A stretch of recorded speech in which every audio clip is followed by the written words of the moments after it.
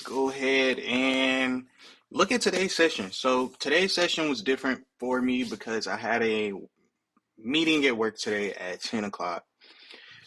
That kind of sucked because I had to stop trading around 9 and get and leave by 9:30 and stuff like that. So I'll go ahead and disclose early. Today I only took one trade. It was a trade I shouldn't have taken, not because of my rules or anything, but because I had to rush. I came back to the market while I was getting dressed and ready for work, seeing an opportunity, took the trade. I wasn't able to focus on it, wasn't able to really manage it the way I wanted.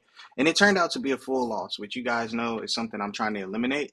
That's my first full loss of the week and hopefully going to be the last one of the week. But I'm going to go through the entirety of the session um, just because market experience is something you always need. I'm not sure if anybody else who may be watching this or who may see this studies the session they just had, but you shouldn't just stop where you end it, right? Like if my session ends at 8:30, I don't stop at 8:30. I'll still backtest through 11 just because I want to see what the market made available for the most part.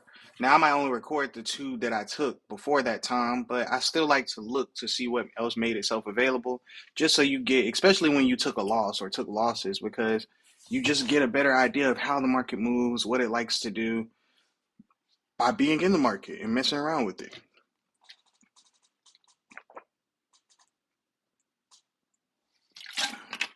Sorry, I had to get some water. Um, but I wanted to go ahead and give that disclosure. So I'll let y'all know what was that first trade that I took, and then we're going to go through it like normal. So we're going through it like normal. Let's go ahead and start from the top. So we see that overnight, basically, price tapped into this 3 hour zone, which was bigger. I did refine that, so let me redraw it. Tapped into this 3 hour zone that was right here.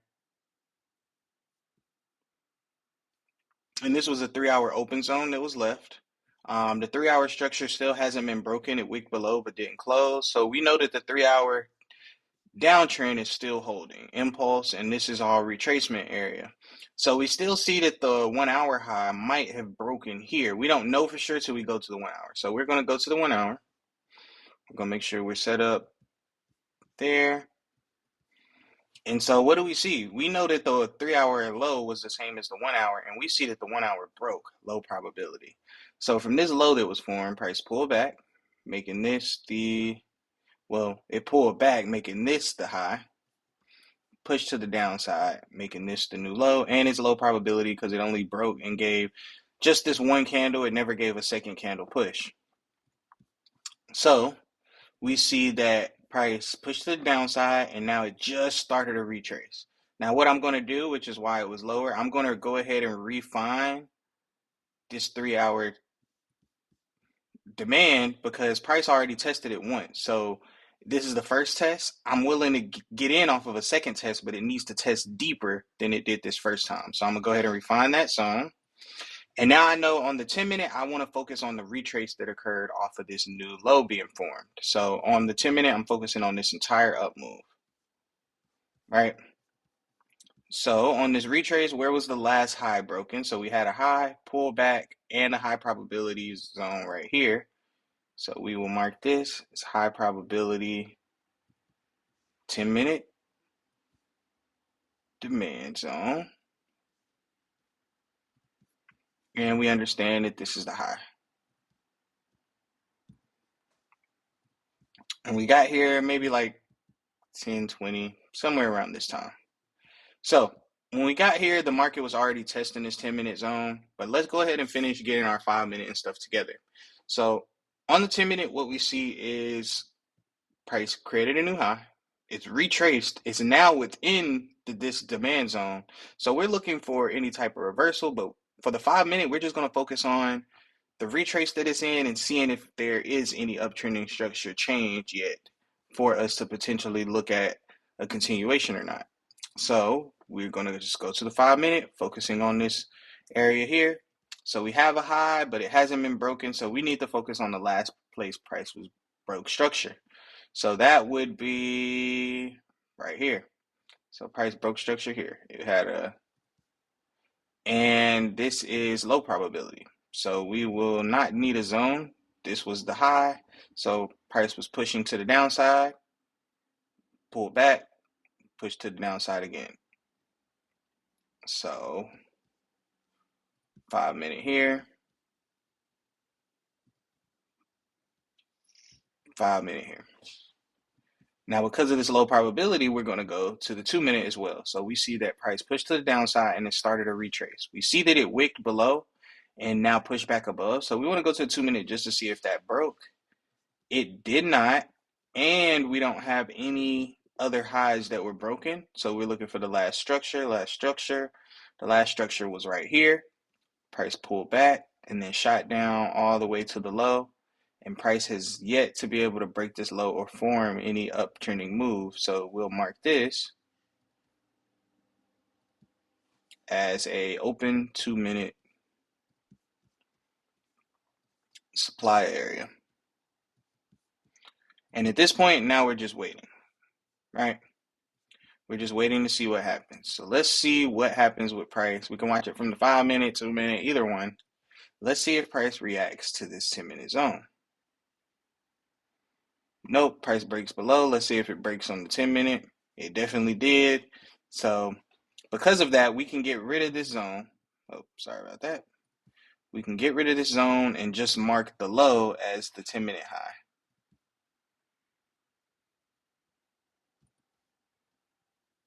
So this was, the 10 minute low. So this was the 10 minute low. Let me go back and make sure. Yep, that was the 10 minute low.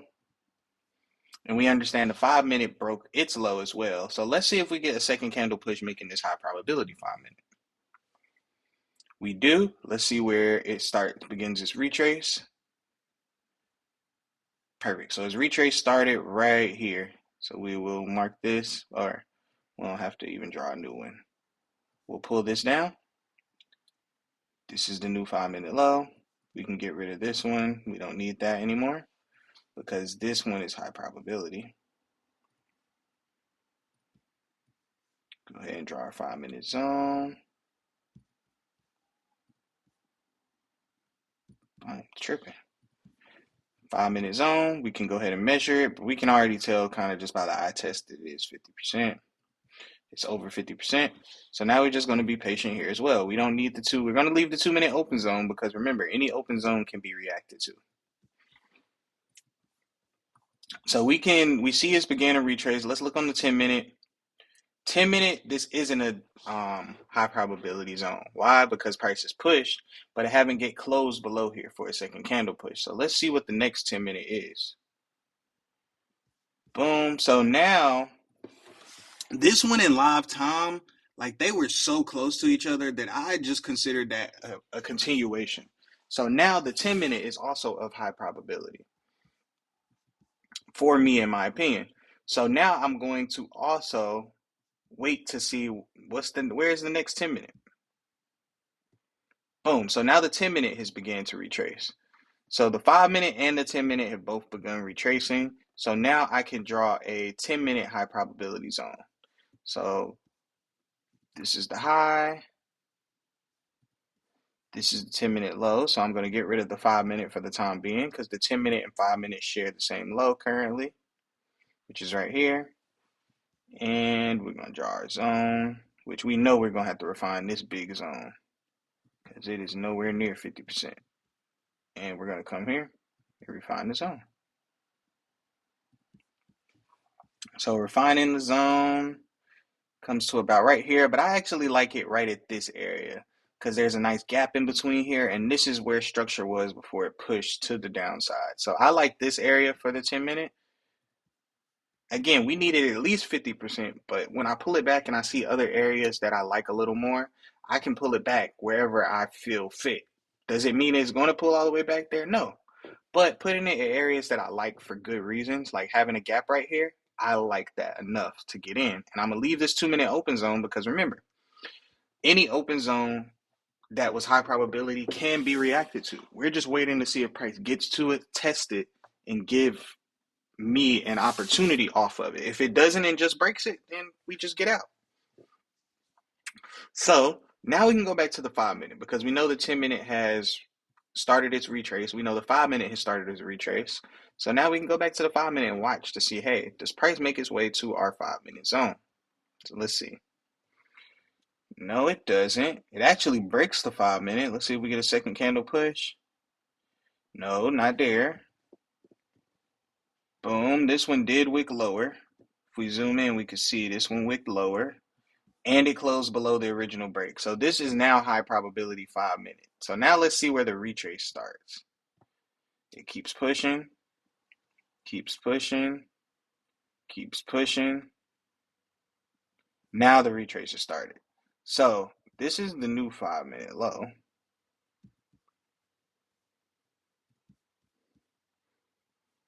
This is the high probability structure of it.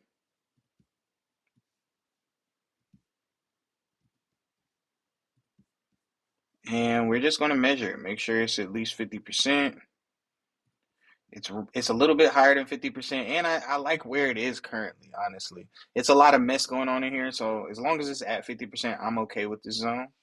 Um, so now we're just going to wait. Now we can go to the 10 minute actually and see how the 10 minute looks. Now we see the 10 minute kept pushing, but the 5 minute didn't. Now, for me, we can worry about the 10 minute when it does. We have a high probability 5 minute going on right now. So let's see what we get with the next couple candles. So we see price wicked below, but didn't close below. And then it pushed up. So let me go to the 10 minute and see if that solidified it. Yep. So the 10 minute and 5 minute no longer match.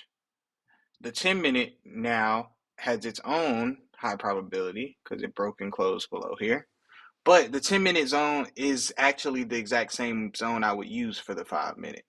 Because if we pull it down from here to the 10 minute, it would be a little bit bigger, but I still would have left it as this 5 minute. There's no need to have a 5 minute and 10 minute that are the exact same size. The 5 minute would give me an earlier entry and a cleaner entry, so I'm gonna wait for the 5 minute one. So now let's go. Let's see if we get a test in our zone.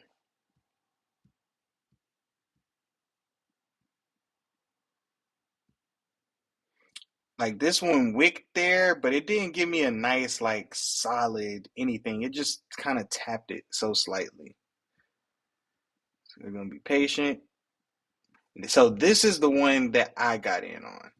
Now the reason I got in here is because when we look at it, price gave it a wick and it kind of cleared the liquidity of that wick if we look at it. So price wicked here, that would have been enough to get in, but I like it to test a little deeper. It pushed down, rejected the low of both the 5 and 10 minute, came back, wicked a little deeper than this first one, aka snatching the liquidity if you didn't have your stop loss far enough, and then faced heavy rejection away from it. So because of that, I was willing to get in. Now again, like I said, this was my first trade that I took. Now, like I said, my trade wasn't bad at all by any means. The issue is that I was doing other things. I was getting ready for a work meeting. It was already past 9:15, which I had already cut my game off. I had already got in the bathroom, started getting ready for work. So it was already past time, and I had already kind of made up in my mind I wasn't going to trade.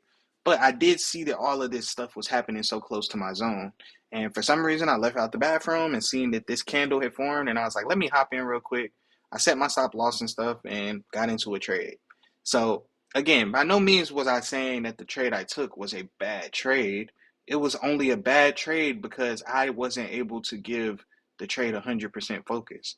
I had to take my iPad in the bathroom. I'm in there washing and getting ready and trying to pay attention to the charts. I wasn't able to give my full focus to the charts the way I need to manage my trade appropriately, which is honestly why I took a full loss. But let me not continue to talk about that and let's get into what happened, how the structure played out. So this was the one trade I took today.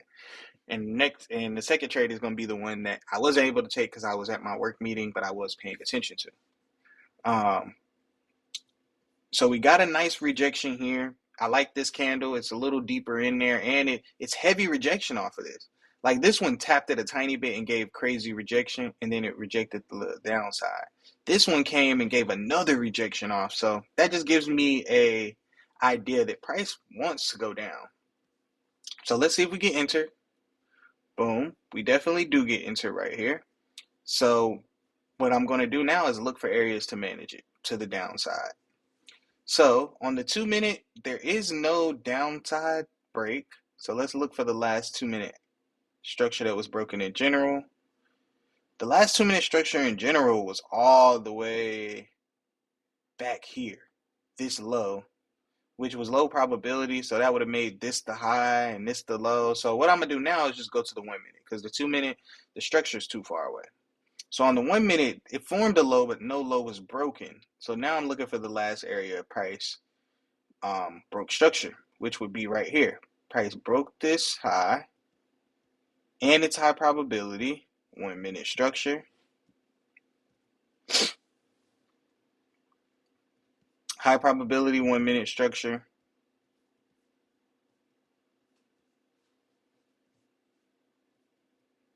So for me, I should have gotten out this trade the minute I got in this trade.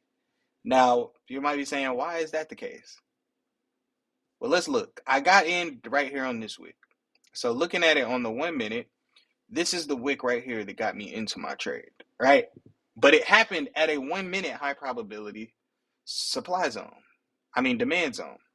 So it forming a bullish candle, I wouldn't have got out here. But this bearish candle, I wouldn't have got out. But this bullish candle is a confirmation for entry in the opposite direction. Now, of course, I don't enter on the 1 minute, but I would have set me a guideline saying, hey, if price crosses this area, aka giving a confirmation push to the upside, I'm going to exit this trade. So price gave this bullish candle to the upside. I set my line right here, and guess what? Immediately, price pushed past it. It doesn't have to close past it.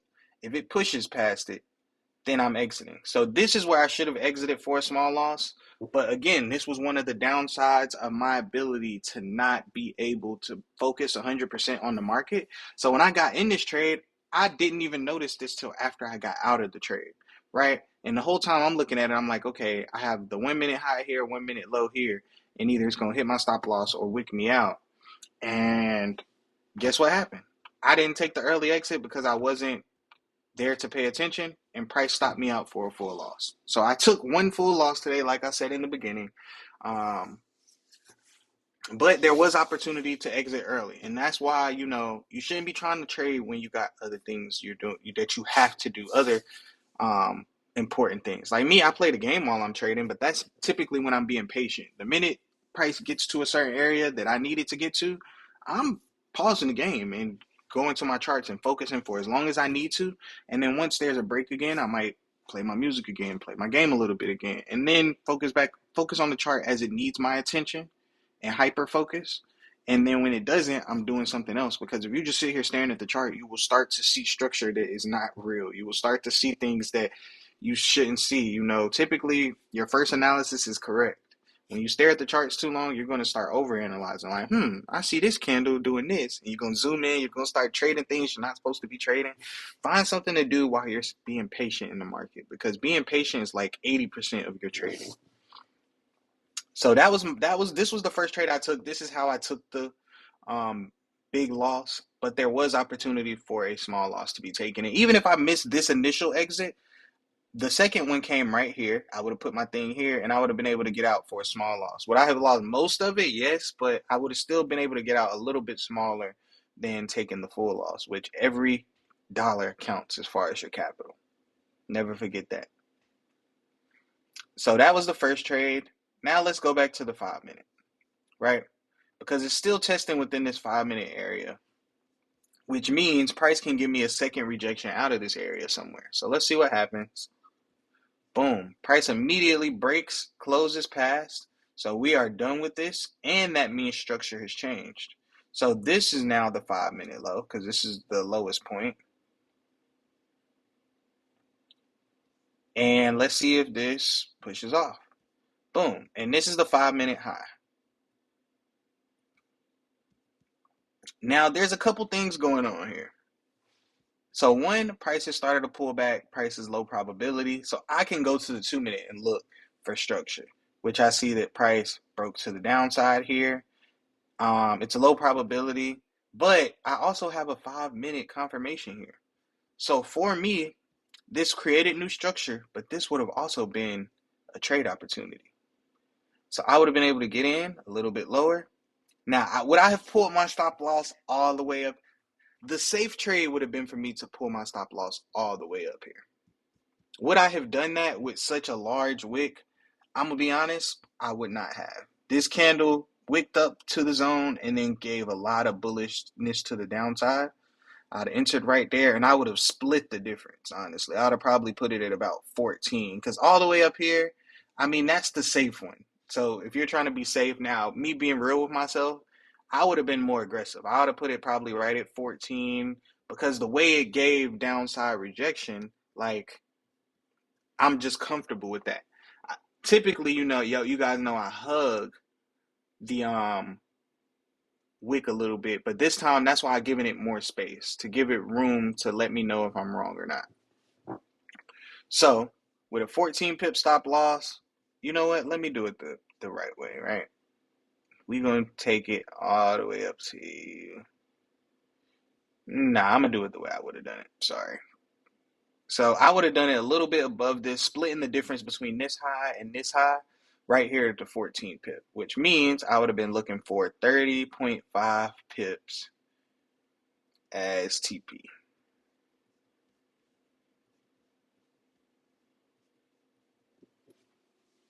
I would have looking at 30.5 pips for the TP. So let's see if we get entered into this trade. Boom. We are immediately entered into this trade, and price gives a very, very, very, very, very nice push off of it. So what I want to do now is, at this point, I just want to calculate my area, my 75% level, and then go to the lower time frame and start managing it. So let me go ahead and calculate my level.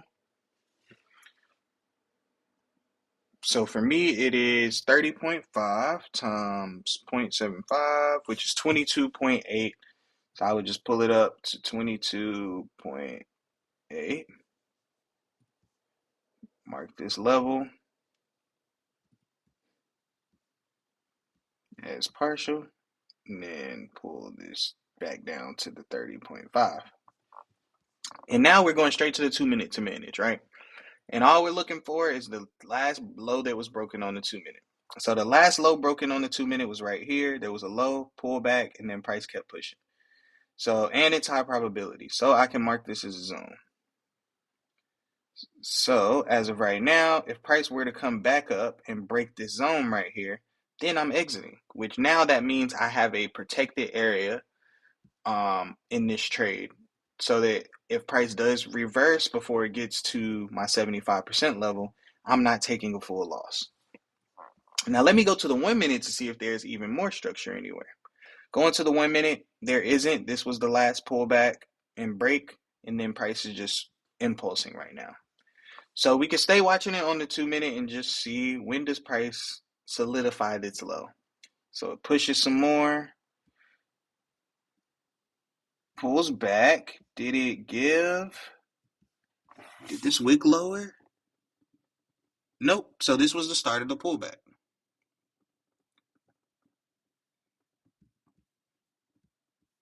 This was the start of that pullback on the 2 minute.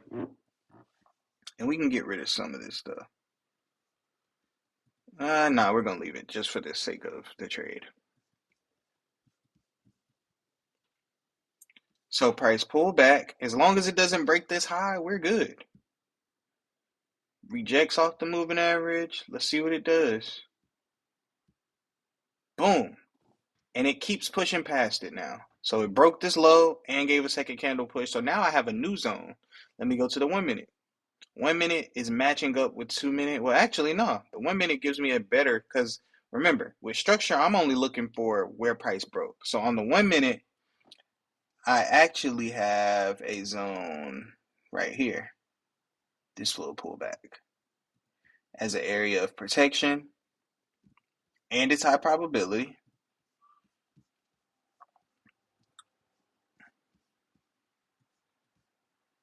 So I have a high probability area right here on the 1 minute. Price has already broke the 75% level.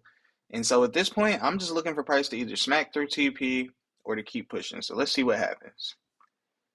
Price smack through TP. And if I want to, I can go to the 1 minute and say, okay, the minute that price starts retracing, I'm going to exit if I want to let the runner run. So let's see how far it goes. Boom. Perfect. That was the first retrace right here. So I would have still exited around the same area, or once I got this yellow candle, I probably would have just exited down here. If not, just right at my 1 to 2. So that second trade would have been a win. Now, of course, I wasn't able to take this trade because I was at a work meeting. Um, I was watching the Beginner Forex podcast with Charlene on it. I didn't get to finish watching it yet, but one thing that like her that she says, and even like Q and a lot of the big name traders is like your why has to be very strong, and I really relate to like her and like Doyle too. Doyle's somebody who I really relate to, just off the strength of like they were in jobs that they hate. You know, their why, of course, their why is deeper than just I hate my job. I want to get out of their job. They wanted to do things for their family, that freedom, you know, all those different things as well. But seeing two people who were in a job who work through their process while working a job, and then now the reality is they are out of the job. They have that freedom that they were looking for, and I mean, I'm sure there's issues and things, but they're continuing to grow. You know, it's easier to relate to because I'm more in a situation like that. Like I hated my job more back. I I don't love my job. That's what I'll say. You know, I had to grow to appreciate my job because I'm blessed with the opportunity to be in a position where I'm having extra income and stuff from the job that I have so that I can get better at this skill set.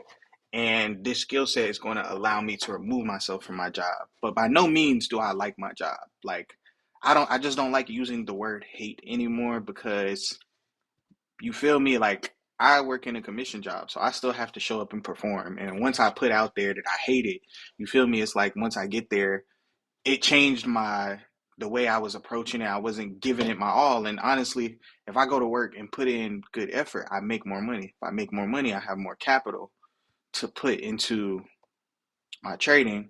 And the more capital I have to put in my trading as I'm getting the skill set down pat, guess what? That can speed the process up of me getting out of my job a little bit faster.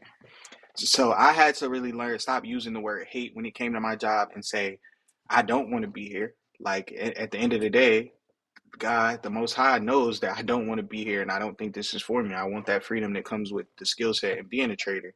Um, but I do appreciate the job that I have and where I'm at. It allows me to pay my bills for the moment. It allows me to be able to take my time getting good at this skill set, um, and not having to struggle while doing it, you know.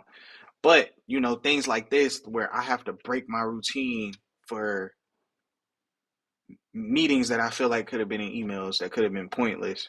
And, you know, your job is threatened when you're not there. Those are the things that remind me of like why I go so hard with this skill set. I don't really struggle anymore, you know, with my why. Like I understand my why and it's super strong. No matter what obstacles I run into and stuff like that, I just know that they are exactly that, obstacles. They're not roadblocks that I can't get around. They're obstacles, and I'm looking to find a way around. I'm committed and dedicated to this trading journey. Either it's gonna work or I'm gonna die trying to make it work. Simple as that.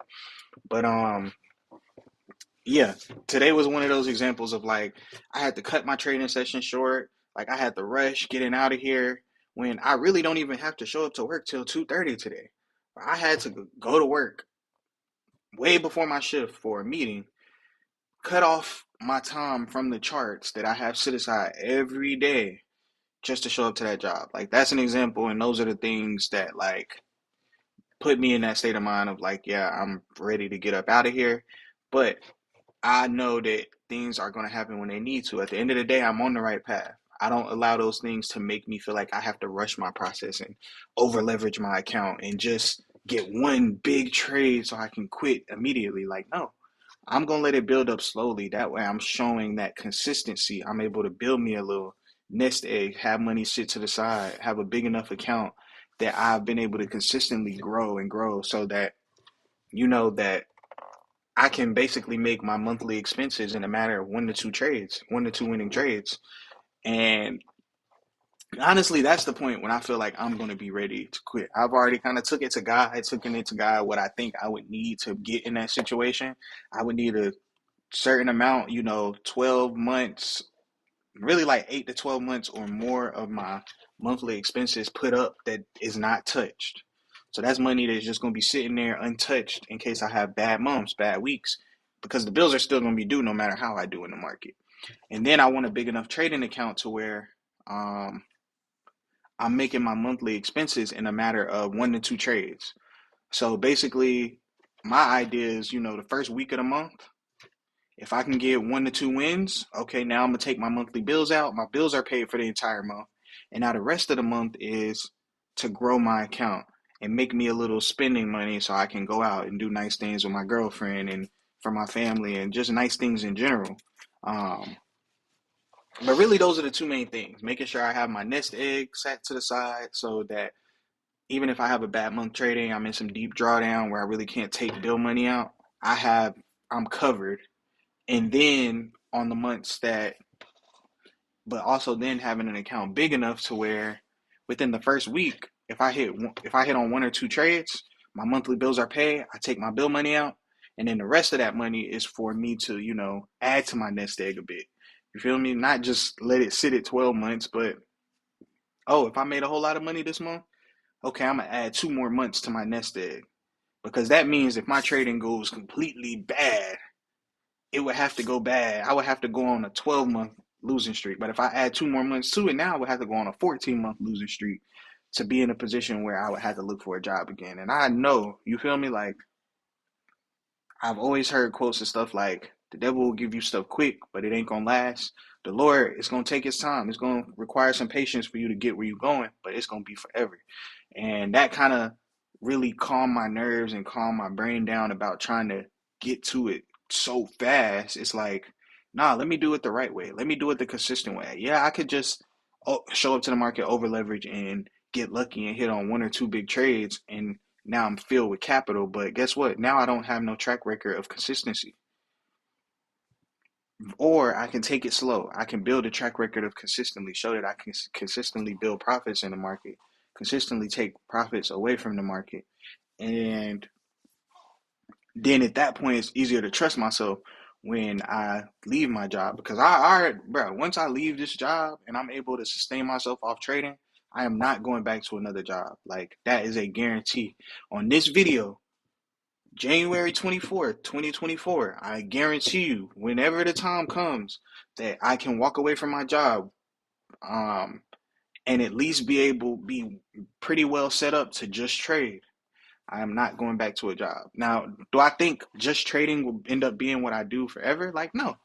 I think once you get that free time of only being able to just trade, like, eventually, having all that free time, you get bored. So you start finding different things to do. You having more money, so you start finding other things to invest in, other ways to make money outside of on the side of your trading as well. But anything I do is going to be for me, by me, maybe working and networking with people and stuff like that. But, I'm building my own value in the trading right now.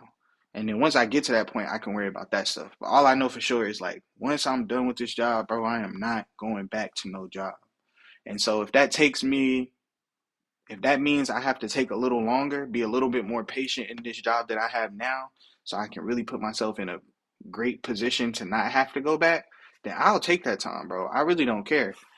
I just want to make sure that when I have it for good. That I'm making sure that I can keep getting it, and not that I just got it one time, lost everything that I got, and then now I got to go back applying for jobs, putting in applications, letting somebody else control my life, tell me when I got to get up, where I got to show up, even though I don't got to work till later, and threatening my job when I don't do things, like controlling my free time. Like, nah, I'm not here for all of that.